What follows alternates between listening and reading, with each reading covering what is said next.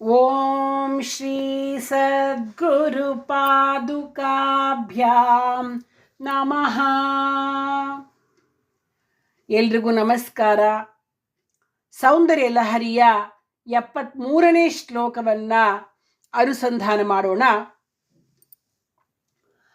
ಅಮೋತೆ ವಕ್ಷೋಜಾವಮೃತರಸಮಾಣಿಕ್ಯ ಕುತುಪೌ ನ ಸಂದೇಹ ಸ್ಪಂದೋ ನಗಪತಿ ಪತಾಕೆ ಮನಸಿನಃ ಪಿಬಂತಾತೌ ಯಸ್ಮಾತ್ ಅವಿದಿತವಧೋ ಸಂಗರಸಿಕೌ ಕುಮಾರಾವದ್ಯಾಪಿ ದ್ವಿರದವದನ ಕ್ರೌಂಚದಲನೌ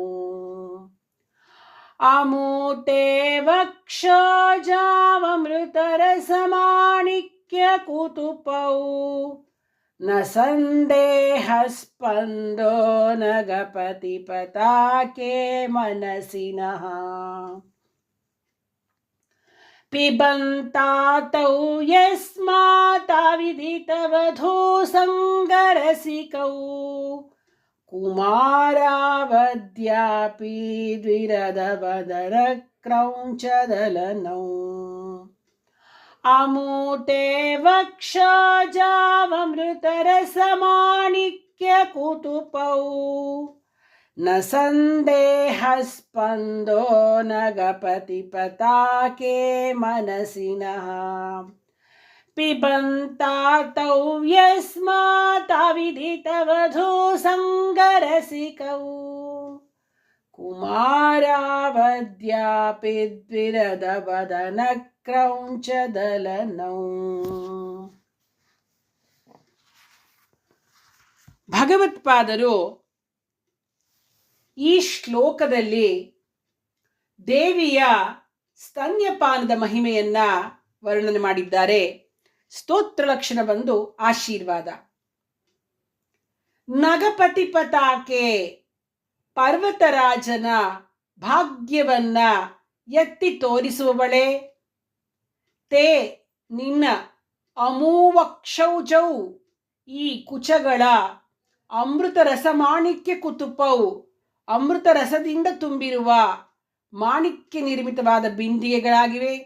ಈ ವಿಷಯದಲ್ಲಿ ನಮ್ಮ ಮನಸ್ಸಿನಲ್ಲಿ ನ ಸಂದೇಹ ಸ್ಪಂದ, ಸಂದೇಹ ಲೇಷವೂ ಲವಲೇಶವೂ ಇಲ್ಲ. ಯಾಕೆಂದ್ರೆ ತೌ, ಅಂತಹ ಅಮೃತ ರಸ ತುಂಬಿದ ಸ್ತನಗಳನ್ನ ಪಿಬಂತೌ, ಪಾನ ಮಾಡ್ತಾ ಇರ್ತಕ್ಕಂತಹ ಅವಿದಿತ ವಧೂ ಸಂಗರಸಿಕೌ, ಸ್ತ್ರೀ ಸಂಘದ ಸೌಖ್ಯವನ್ನ ಅರಿಯದಿರುವವರಾಗಿ ದ್ವಿರದವದನ ಕ್ರೌಂಚದಲನೌ, ಗಜವದನನಾದ ವಿನಾಯಕ ಮತ್ತು ಕ್ರೌಂಚ ಪರ್ವತವನ್ನು ಭೇದಿಸಿದ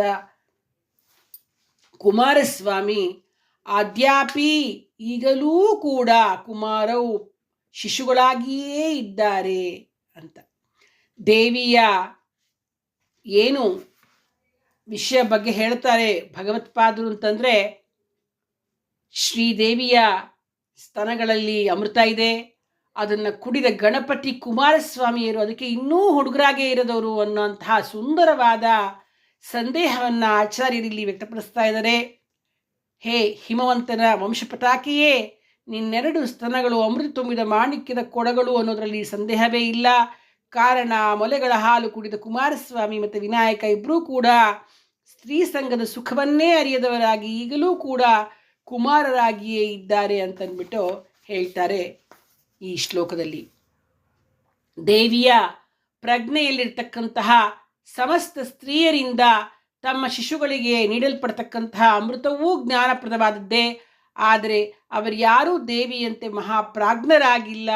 ಅವರು ವಿವೇಕ ಶೂನ್ಯರಾಗದೇ ಇದ್ದಾಗ ಮಕ್ಕಳನ್ನು ಜ್ಞಾನವಂತರನ್ನಾಗಿ ಬೆಳೆಸಬಹುದು ಅಂತಕ್ಕಂತಹ ತತ್ವೋಪದೇಶವನ್ನು ನೀಡುತ್ತಾ ಶಂಕರರು ದೇವಿಗೆ ಸೌಂದರ್ಯ ಲಹರಿಯ 73ನೇ ಪುಷ್ಪವನ್ನ ಸಮರ್ಪಿಸ್ತಾ ಇದ್ದಾರೆ.